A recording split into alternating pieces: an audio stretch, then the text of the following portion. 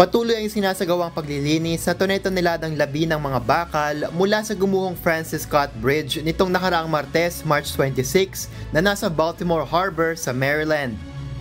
Bunsod nito, hinimok ni Governor Wes Moore ng Maryland ang mga mambabatas na magtulungan na maipasa ang federal funding sa Kongreso upang maipagawa ang tulay at maibalik ang sigla ng daungan. Nauna nang nagpadala ng $60 million na emergency fund ang Biden administration upang magamit sa paglilinis ng labi ng gumuhong tulay at makatulong na mabuksan muli ang daungan. Ang pantalang ito ang siyang pinakamalaki sa Estados Unidos na ginagamit para sa roll-on, roll-off ng vehicle imports at maging sa pagluluwas ng mga kagamitan ng pagsasaka at konstruksyon.